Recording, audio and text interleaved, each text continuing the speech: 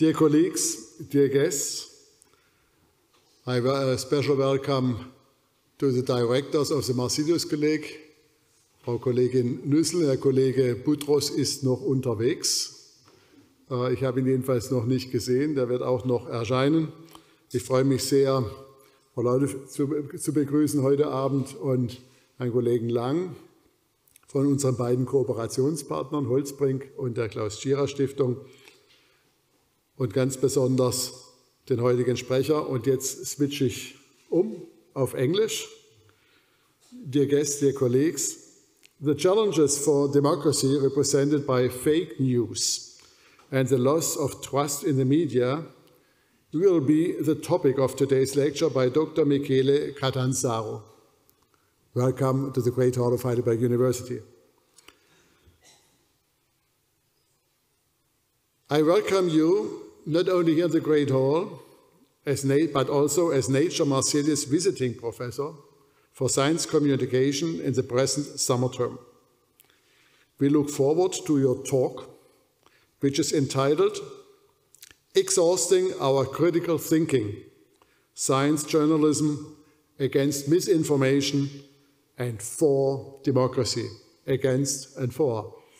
Wonderful topic. The Nature Marsilius Visiting Professorship for Science Communication is a joint initiative of Holzbrink Berlin, the Klaus Tschira Foundation, and Heidelberg University.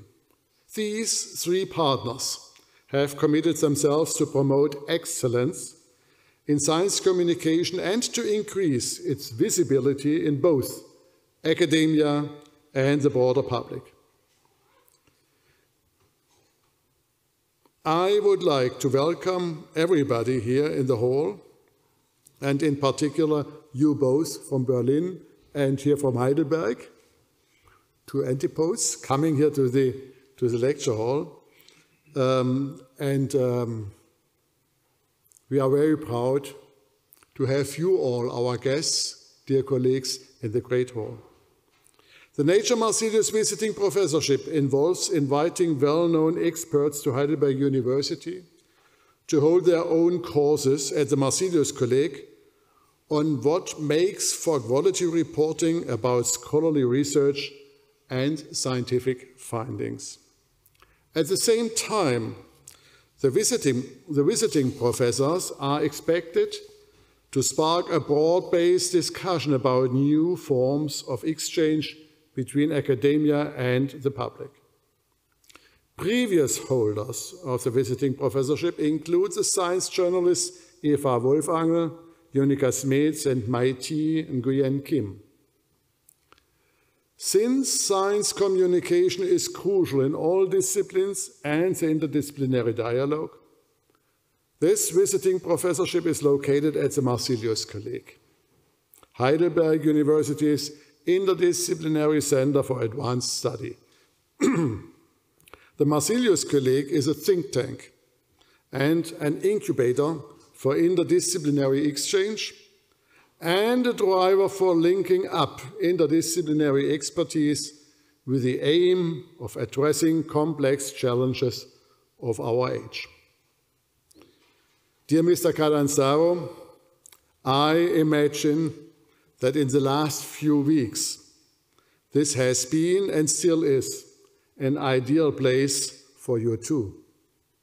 I hope that you have been able to sense that the Comprehensive Research University is not just a fine-sounding phrase. The two directors, my colleagues Professor Nüssel and Professor Butros, have already got to know you better, and Herr Just, Mr. Just has doubtless given you every support, I hope, otherwise.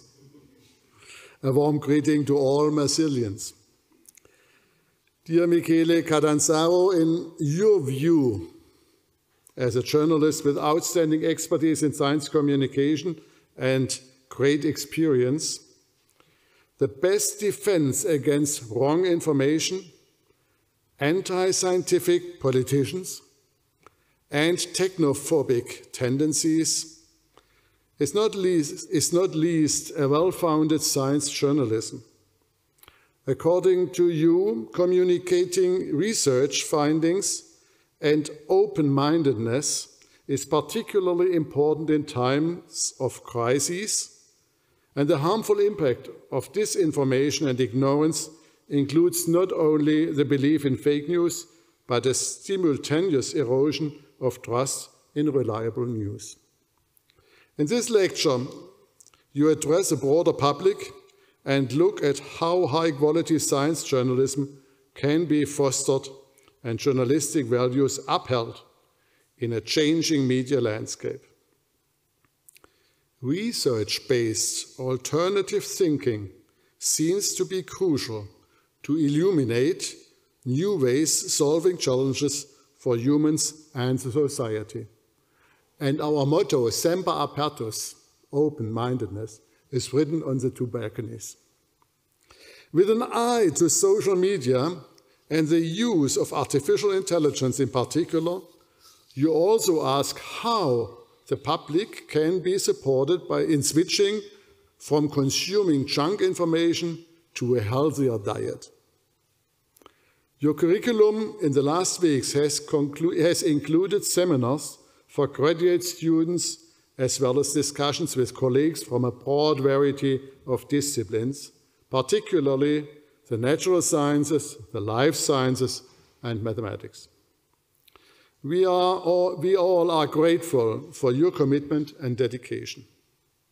I'm delighted to welcome again the 2016 winner of the title European Science Author of the Year. And I hand over now to Rafael, who will take on the introduction for the Klaus Tschira Foundation, as well as a personal presentation of you, of Michele Catanzaro. Thank you very much. Friends of Interdisciplinary Discourse, it's a pleasure to be here. And on behalf of Holzbrink Berlin, the Klaus Tschira Foundation, and of course the University of Heidelberg, introduce you to our speaker of tonight. Turn on the news. What's there? There's a war in Europe in which propaganda turns the attacker into a victim. There are politicians that claim we don't need to change our way of living. Climate change is not so bad, you know. Yeah, maybe you need to get a different heating in your basement, but that's it. You don't need to do anything else. There is a subculture where citizens fall prey to autocrats that promise all kinds of things and base them in misinformation on such diverse topics of like vaccinations and 5G mobile networks and climate change not being a real thing. Welcome to a world where really science communication is becoming crucial for the very survival of our democracy. It's no longer enough in science communication to, just do a good job in explaining your work as a scientist. But we are in an age where there's much more at stake and where there's much more importance to that. The Nature Marsilius guest professorship helps prepare researchers not only to communicate their science, but to appreciate, realize, and, nurture and foster the impact that their communication can have on our society. Michele Catanzaro could just not be a better match, in particular in this context of societal importance to communication. And my congratulations go to the organizers, Friederike, Michele, and their team for luring him here to be here and speak and be here this semester. Michele is born and raised in Rome, studied physics there, and then went to Barcelona, where he got his PhD from the Universität Politecnica. Now, he already started to work as a freelance journalist in 2001, but he actually got his PhD in 2008. And his PhD is a hardcore, really hardcore theoretical physics topic. It is dynamical processes and phase transitions in complex networks. And to me, that's just, so spot on of what we do here at the Marsilius colleague, and so spot on in the importance of what we're doing, that on the one hand, we have this really very solid understanding of physics though and thermodynamics that brings with us to the understanding of networks in this case, and then even investigative journalism that tries to see what is going on in societal networks and what is the implication of that. And Michele just formidably works on that. He has, as a journalist, worked on really diverse topics spanning technology, environment, health, legal issues, science policy. He wrote for, you name it, The Guardian, Die Zeit, Der Spiegel, La Repubblica. He wrote for Nature and others. He wrote a number of books. Notably, there is one book, a short introduction to networks. And as he told me tonight, the second time, so I remembered it from the first time already, the back of it talks about the importance for networks, the understanding of networks, his thesis, in understanding such diverse things like, amongst others, pandemics. Now that was prior to COVID. You can imagine what that did to his sales numbers during the pandemic. Well, congratulations for being like a decade ahead of society. Michele has, that should at this point now not come as a surprise, won numerous awards and honors, including the title, as you already mentioned, Mr. Eitel, the European Science Author of the Year 2016. He did an investigation in an unjust detention of a Spanish citizen in Italy based on some new European law with a lot of political intricacies and involvements. It's really a cool a very cool documentary to watch, and for that he won the King of Spain International Journalism Prize, and many more. I'm particularly fond that Michele has a long-standing connection and ties to Heidelberg. He was the journalist of residence at the Heidelberg Institute of Theoretical Studies and continues to be involved in our activities that we have with Holzbring Berlin, Marsilius colleague, the University of Heidelberg, and yes, also the Klaus Tschira Foundation. Michele teaches science communication at the Universitat Autonoma de Barcelona, Universitat de Vic, also there, and the Valencian International University. And this semester, we're all, I think, very, very happy to say you taught here in Heidelberg. Thank you very, very much for that. While holding the Nature Marsilius Visiting Professorship for Science Communication, Michele led several workshops. They're still on the homepage. Now, of course, they are in the past. But if you just look at the breadth of the topics that he's covering, it is truly amazing, from responsible communication and science communication to the risks and benefits of research and technology, to the issue of academic freedom in investigative techniques even, all well attended by university academics from all seniorities and all areas. His the title of his talk today, as you heard, is Exhausting Our Critical Thinking, Science Journalism Against Misinformation and Democracy. It is, as Michele, through his work so impressively demonstrates, about democracy today, when we talk about science communication today. It is about trust, and it is about the very foundations of prospering and living in a peaceful society. Tonight, Michele will be asking some key questions that I'm very excited about, such as how do we ensure quality journalism today? How can we uphold journalistic integrity given all the pressures?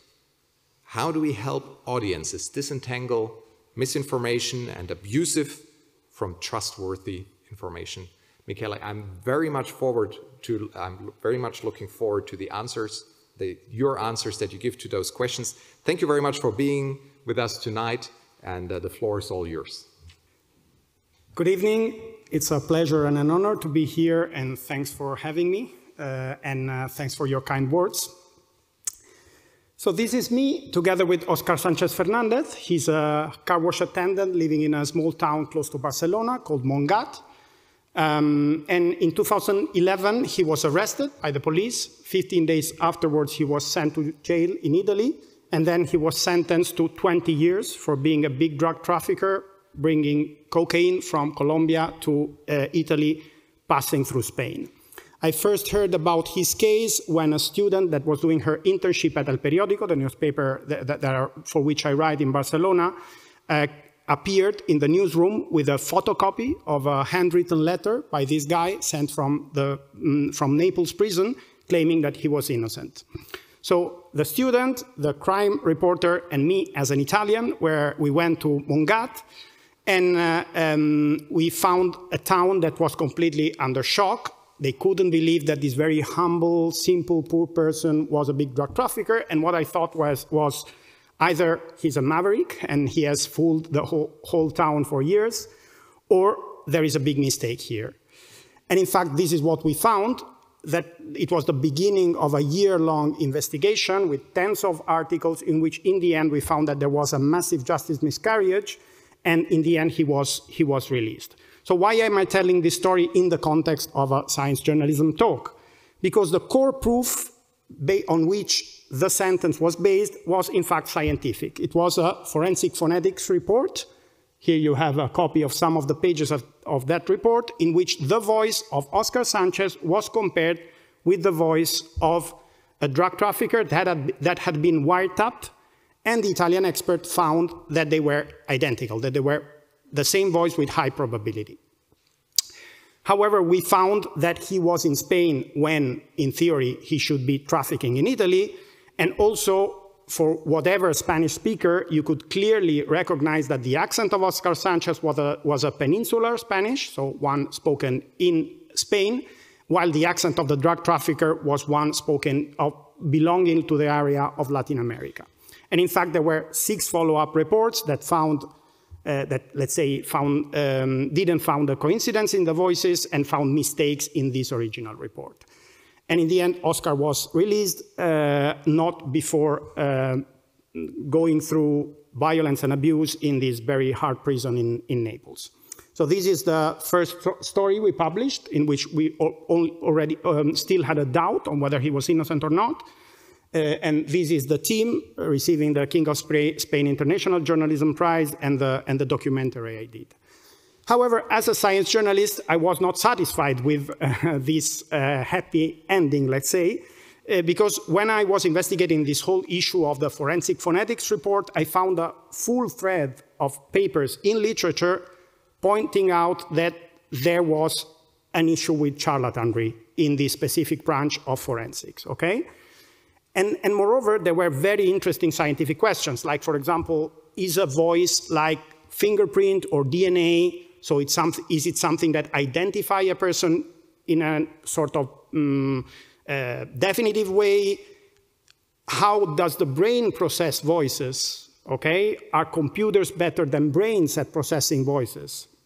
So the next thing I did, actually inspired by the pose that I had at the HITS in my residence, was putting together a team of 4 journalists of 4 different countries, asking a grant applying to a grant of the Journalism Fund. And what we did was basically going to 3 conferences on speech forensics, talking with over 30 scholars, reading over 100 papers, reports, case files, leaked documents.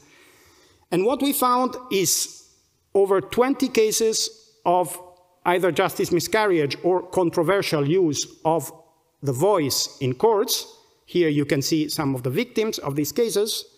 We found evidence that methods that, for example, like for example, the voice print method that has been declared as non-scientific, non-valid by the National Science Foundation since the late 70s, is still being employed by experts, or at least was still being employed when we did the investigation.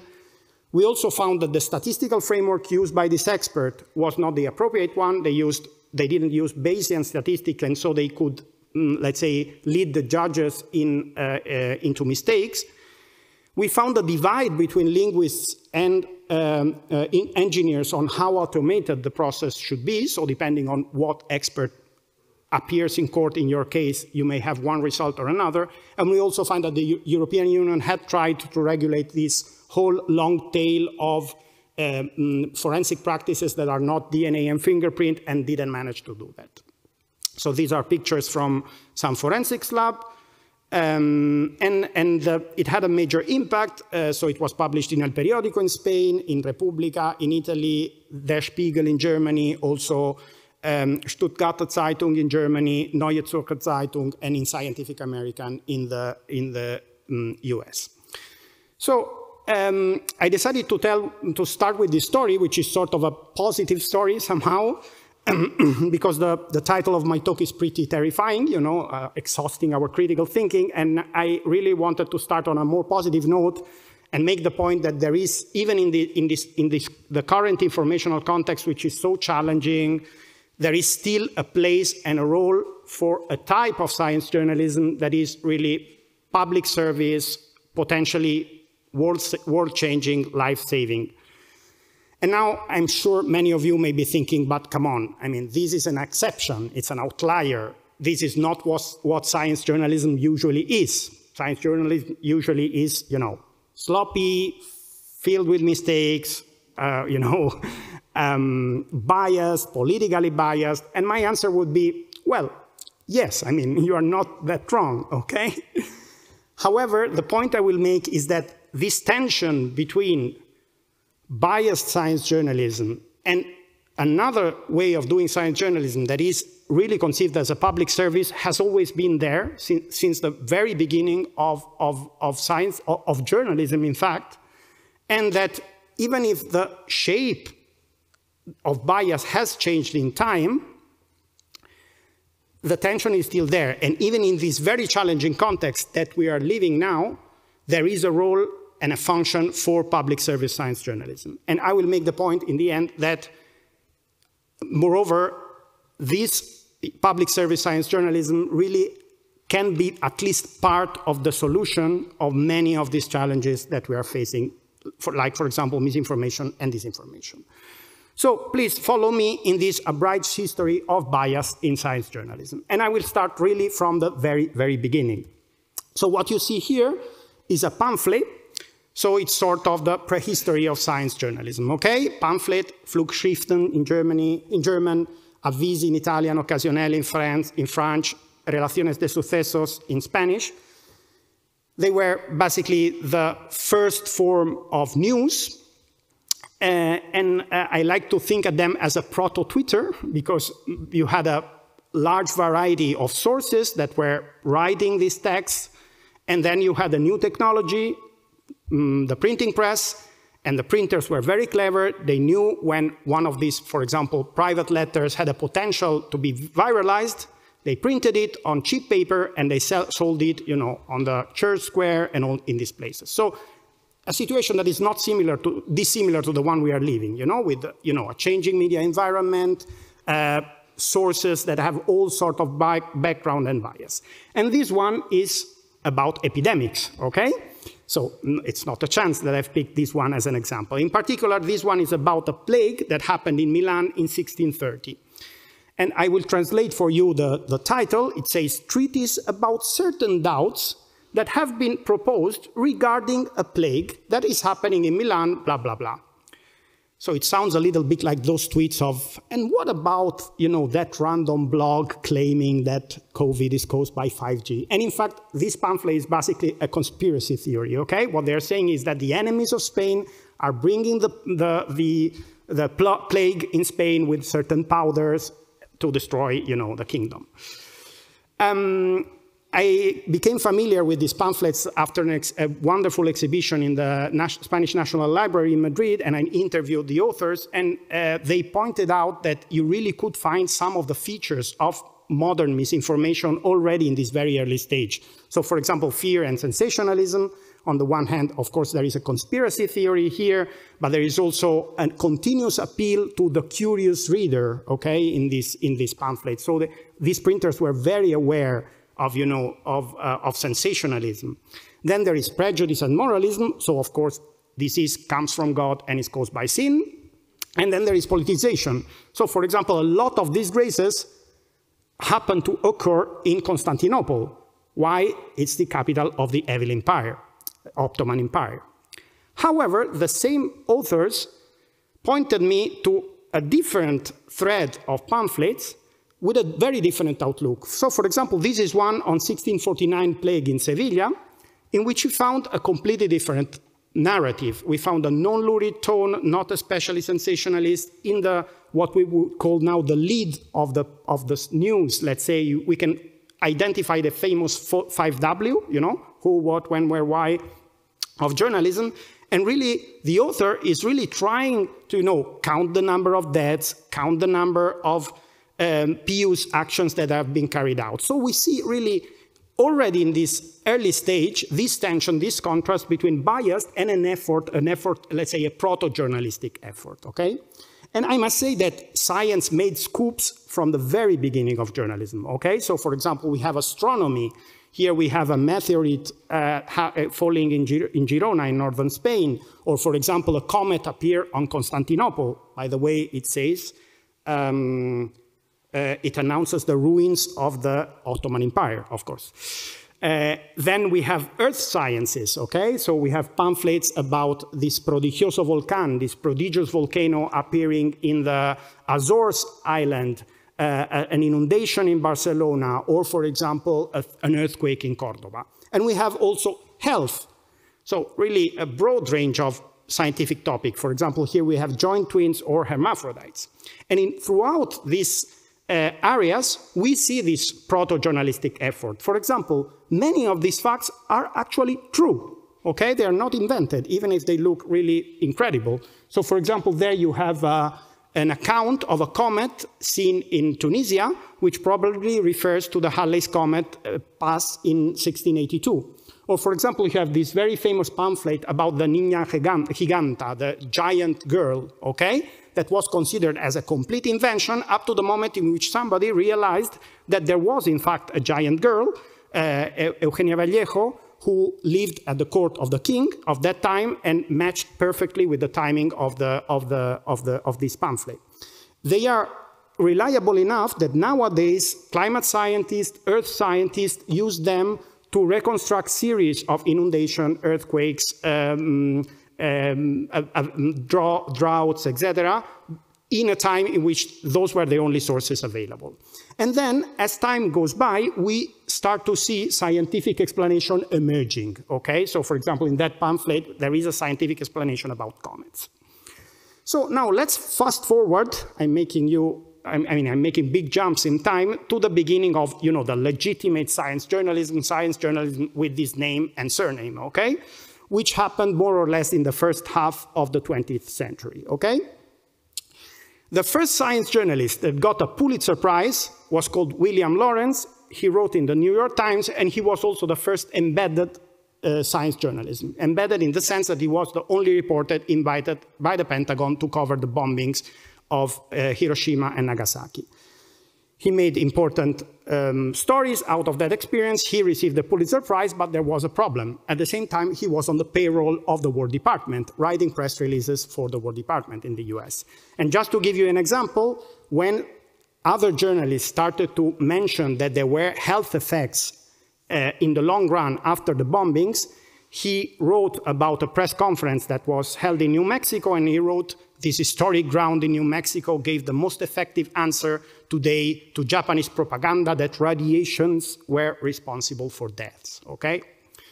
So once again, in a completely different setting, in this completely new phase, we see science communication, science journalism plagued with very infamous bias in this case. But at the same time, it was the beginning of a golden age. So here I've not picked specific examples, but just to give you an idea of how much good quality science journalism was done in the following years. Here you can see, for example, in 1969, the journal Nature starts to have news, proper news, not announcement, but news with a journalistic outlook in its publication. Here you have the first news published in Nature.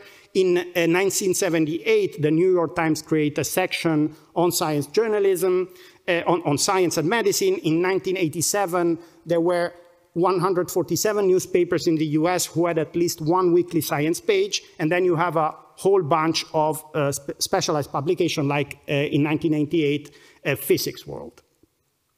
However, in this phase, in this second phase, in this modern phase, bias has a new shape, okay? While in the pamphlet time there was really explicit censorship and propaganda, in this phase the things change. For example, in the pamphlet time, these are not scientific examples, but they are very funny. There are a series of pamphlets that claim that the Spanish Armada did not lose with the British, okay? Or even there is one that says that they won, okay? And for example, there is a whole, thread of pamphlets that describe the beauties of the celebrations of marriages of princes and queens, etc. So, explicit censorship and propaganda. In this new phase, something changes, and I will explain it through the first of my non-orthodox quotes that I will use in this talk by a musician, by Brian Eno, who in an article on the war on Iraq wrote, "It isn't just propaganda anymore, it's prop agenda.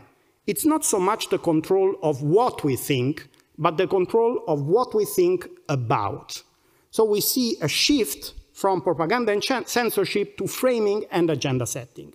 And maybe the best example of this in the context of science journalism is certainly climate change. So I started doing journalism around the year 2000. And I can grant you that, while climate change was really building up, the topic was not important at all in science coverage at that time. So where were we? I mean, where were we, science journalism, when this important thing was happening? Why have we woken up so late, okay? One of the reasons, not the only one, I mean, it's a shared responsibility, but one of the reasons is precisely the massive effort of propaganda and agenda, framing and agenda setting that was carried out by the fossil industry. So the most famous case is the case of Exxon.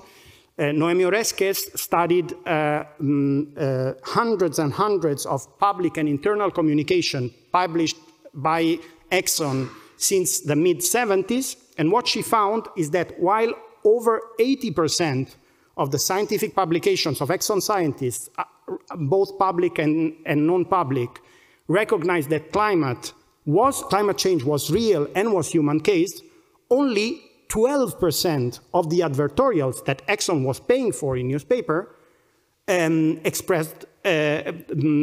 recognized this fact. For example, this one is an advertorial that was published in the New York Times in 2000, okay? And the title speaks for itself, Unsettled Science, okay? So this explains a lot of of the successful agenda setting that happened in that sector.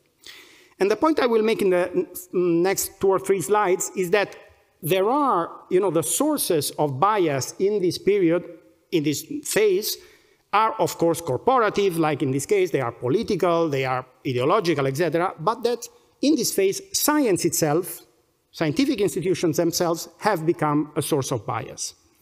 So for example, here you can see a famous study that found that among the science stories published in 7 prominent newspapers throughout the world, 84% of them were preceded by press releases by just 4 journals: British Medical Journal, Nature, Science, The Lancet. That is, at most 16% of the story were created or self-generated by their own journalists. All the rest was fed, let's say, by the institutional communications of these big journals. So contrary to what is usually thought, science is one of the sectors that is best capable of, let's say, influencing how it is reported in the media, or at least how much it is reported in the media. And one could say, okay, but what's wrong with that? There are reasons of concern. So for example, a study analyzed over 100 press releases from 9 prominent medical journals and found that less than a fourth of them mentioned limitations of the studies they were informing of. And among those that had industrial funding, we are talking about medical research, only 22%, so basically 1/5, acknowledged that very crucial information. And this bias in institutional communication by science has an impact on how science is reported. In this other study, for example, they surveyed almost 500 press releases from 20 biomedical research institutions in the UK, and they found high prevalence of exaggeration. For example, 40% of them included exaggerated advice, 33% of them exaggerated causal claims, so for example, exchanging correlation with causation, and 22% included exaggerated extrapolation from animals to humans. The impact on the media was massive. When the press release contained exaggeration, look at how high the percentages are of exaggerations in the news outlet. When the press release did not contain it, the prevalence of exaggeration was much lower, between 10 and 20%.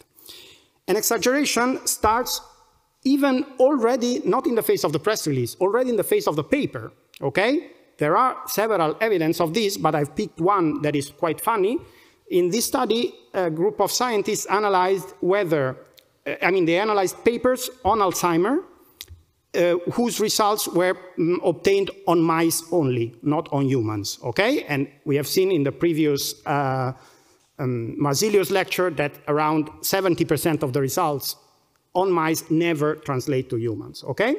So they checked which ones of these papers contain the word mice or mouse in their title. And then they checked the news stories that followed up in the press, okay? And they found that if the word mice or mice was contained in the title of the paper, there was a higher percentage of stories in the press that contained the word mice or mouse in the title of the story, okay? So the way in which the information is packaged already at the level of paper has an impact on exaggeration or not in the story. And then I always quote this very funny Twitter account, which is just says in mice. So it's an account that only tweets the word in mice, okay? So whenever they found a paper or a press release or a news story claiming some health effects that were found only in mice, they quote it and they write in mice, okay? So for the scientists in the room, do not forget to always mention that your results are only in mice if they are not in humans. So now we go to the third phase of this abridged history of bias in science journalism, which is the current phase, okay? A phase in which we switch from framing and agenda setting really to exhaustion, okay? And I will use a second unorthodox quote to explain this transition. It is by the chess champion and Russian opposition politician Garry Kasparov, who said, "The point of modern propaganda isn't only to misinform or push an agenda, it is to exhaust our critical thinking." That may sound to you, to annihilate truth, okay? So we go from a phase of censorship and propaganda to a phase of framing and agenda setting to one of exhaustion of our critical thinking. And what best example for it than the COVID crisis, okay? So now I will give you, let's say, a brainstorm of things that I have experienced as a reporter in the COVID team of my newspaper, and then I will try to put some order in it. What we experienced was, first of all, an enormous inflation of information, ranging from preprints skyrocketing to information on social networks, information sent in our messaging apps like WhatsApp, in a time in which there was limited data and knowledge, okay? We really lacked the measurement of the situation, a reliable measurement of the situation, especially in the early phases of the pandemic, and then there was no knowledge. There was a time in which there was basically no expert, okay? Or at least no expert in the normal way, in the normal meaning of the word. So that generated a tsunami of contradictory information. At the same time, we saw very curious phenomenon, like the emergence of the superstar expert. So, though, you know, the random doctor or the random professor with a full professorship in whatever university claiming that they understood everything and that they could say to the politicians what they had to do, being, you know, just maybe a virologist talking about epidemiology, or, you know, a respiratory disease doctor talking about how traffic should be organized in society. Those were really the hard ones for journalists. You know, charlatans were easy to disprove. You know, it's easy to prove false that COVID is not caused by 5G, but it's much harder to, you know, question what a very important professor is saying. Then we saw politicization. So, for example, since there was a range of possible technical options, many politicians picked those that were more suited to their agenda, not those that appear to be more scientifically based. And then, of course, we saw conspiracy theories, vaccine denialism, etc. So let's put some order in this chaos, and in order to do that, I've made this tiny scheme inspired by the work of Michael Caulfield, who is a media scholar at the Washington State University. So, about the cycle of how misinformation is created and how it ends up generating a problem for democracy. First of all, we start with a tsunami of information. So in the past, we were lacking information. Information was a scarce resource and we had to pay attention to it. Now we are in a phase in which information is overabundant and it calls our attention. It's a shallow tsunami because most of this information is not really deep, but it really fights to obtain our attention, okay? On the other hand, we still have the same bandwidth to process this information, okay?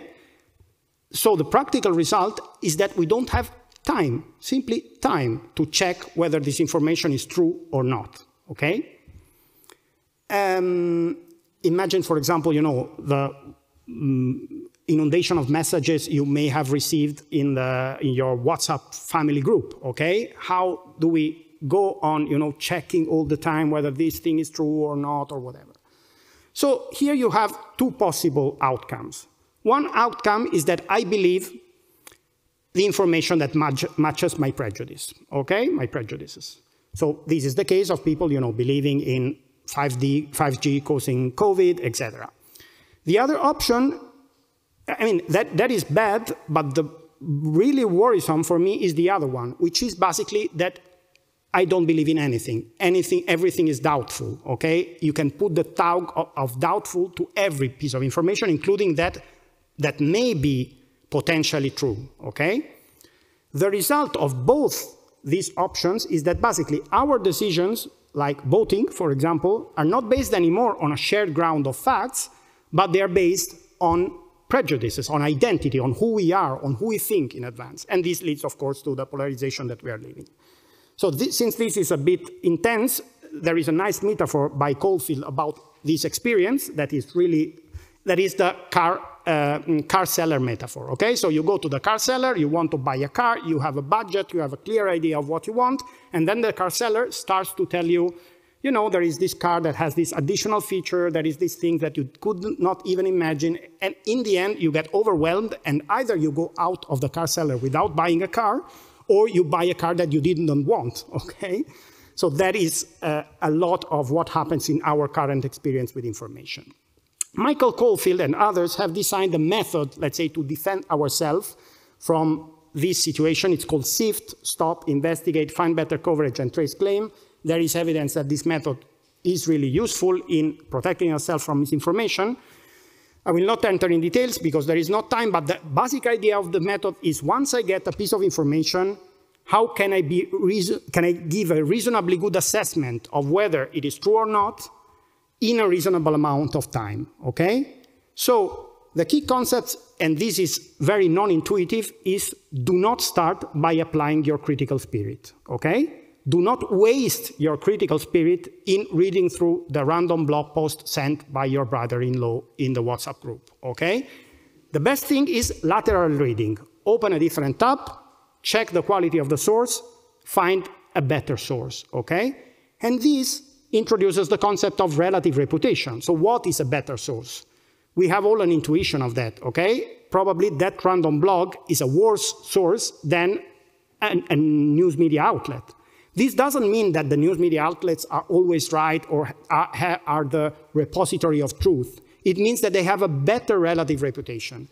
And this brings me to a point. In the last maybe decade, we have seen European projects, a lot of investment in all these methods on how to defend ourselves from misinformation. But then they all end up pointing to the existence of some source of better information. They all end up pointing to the vital need that we have of a healthy informational and media ecosystem. And there is also initial evidence that this is really working, okay? So for example, in this paper, they analyzed in 3 different countries, they put to people 6 false claims on COVID and 6 true claims on COVID, and analyzed how people were able or not to assess whether they were false or true, depending on whether they consumed news or social network. And there is some evidence that news consumers were cleverer at doing that. Or in this other study, when they put to people 8 deepfake videos, so you know these generative artificial intelligence videos in which you have Obama saying whatever strange thing, and they asked them to tag those that were false. Those that had a higher media literacy were better at doing that. So in the words of one of the authors, Suik Barari, the habit of consuming authentic news is a vaccine against misinformation, okay? And if I'm not convinced with these papers that are a bit, still preliminary, I have an example that is the killer example of this fact coming from the pandemics. I'm sure you may have seen this story that was published originally in El País by Javier Salas, a very, a wonderful science journalist, and Mariano Zafra, designer. It has been translated in many languages, probably also in Spain, in German. The title is A Room, a Bar, and a Classroom, How the Coronavirus is Spread Through Air. And it was the first story globally to put in the public arena, so outside of the scientific debate, the fact that COVID was spread not that much by small droplets falling on surfaces, but by aerosol. And so that ventilation was very important. So here you have some snapshots of the story. Probably many of you may have scrolled down in their mobiles. Their story, the journalist partnered with a scientist that carried out the simulations of these 3 real-world cases, and the designer, Mariano Zafra, put together a wonderful visualization.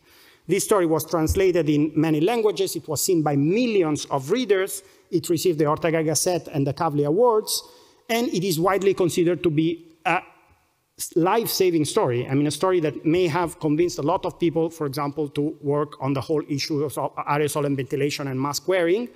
And it basically overrides a lot of misinformation on the topic. So, and now I'm going towards the end of the talk.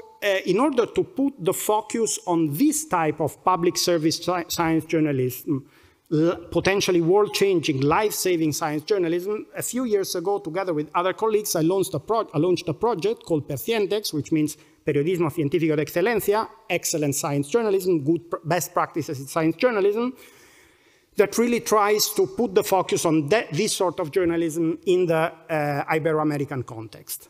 So the core of the project is a database that you can, if anybody of you reads Spanish, you can read it in the summer, and there are really amazing stories. And there are now 300 stories published since 2016 that are selected with a non-subjective method, okay? It's not my friends, okay? They are selected with a process that I don't have time to explain, but anyway, there's a quality control. Then we have a meeting in which each year we invite in Barcelona some of the authors of the stories of the year and have them discuss, open the black box of their story with experts.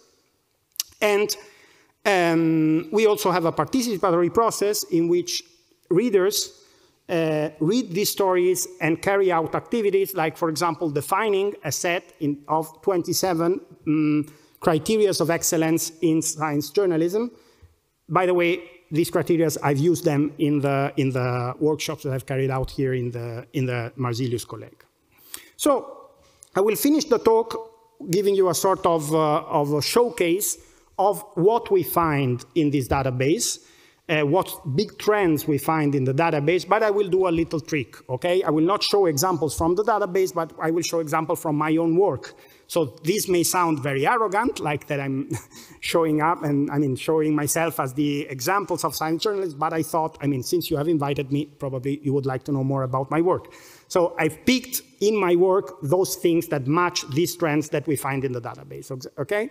So for example, of course, one of the important trends that we find is investigative journalism.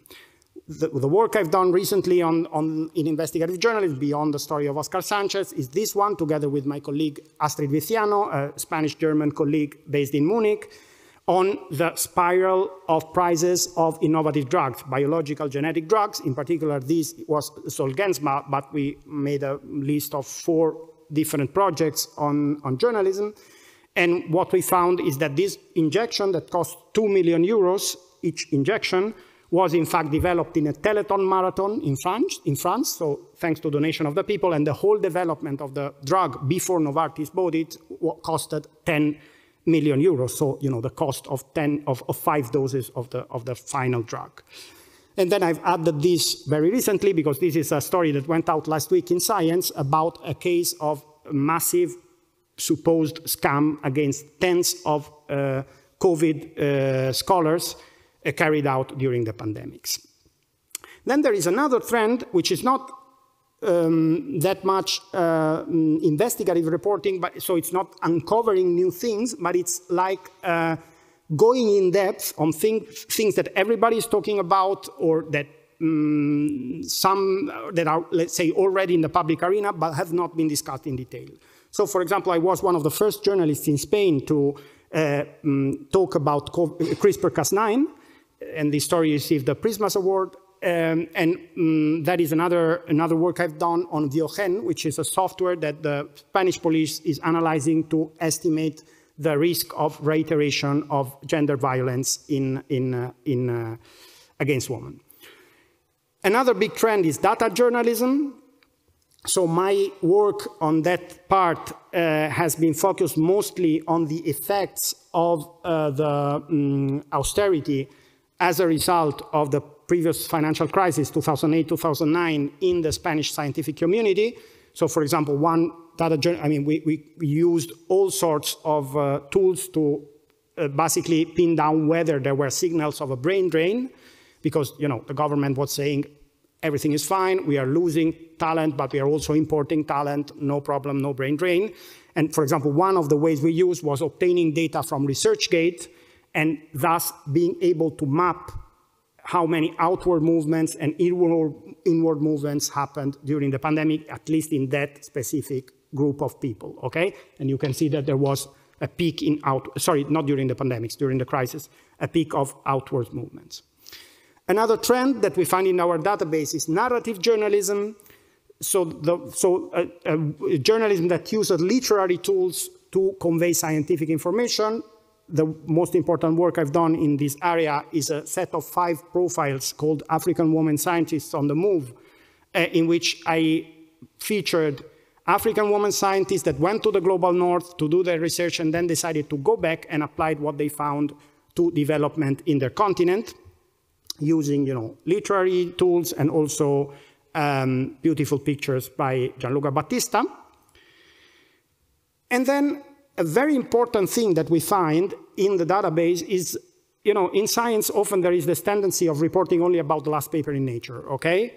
But while in other areas of journalism, it is natural to talk about the concept. I mean, who pays for things? What about infrastructure? What about policy, etc.? And we find that in this excellent sample of works, this context of science is very important. What I did in this area was, of course, covering the massive and tragic budget cuts that were applied to science as a consequence of the austerity of the previous crisis. So I've put just a selection of the tens of stories I wrote about these problems. And also another area is academic freedom. So stories of scholars, like, for example, these 2 scholars that were unfortunately jailed in Iran, which, by the way, will be the subject of my last workshop on Thursday.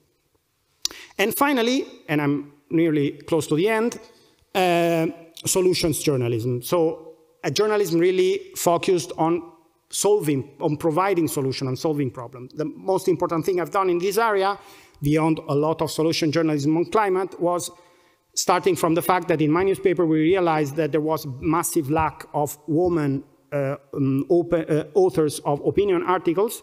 And so I put together the group of people, of women op-ed authors and the resources to a section that is called Women Scientists Op-ed Network. So basically to have, it's not a separate section, it's basically to have a constant flux of op-ed articles written by women scientists in our newspapers, like these ones that I copy-paste here.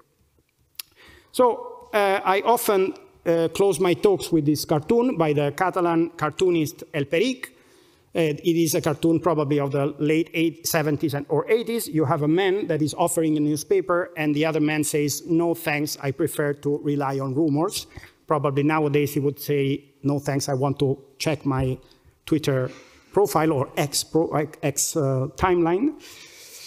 So yeah, it's just a call to consider that really there is a role to play for public service science journalism in this very complex and difficult informational context that we live for. Thanks a lot. Danke.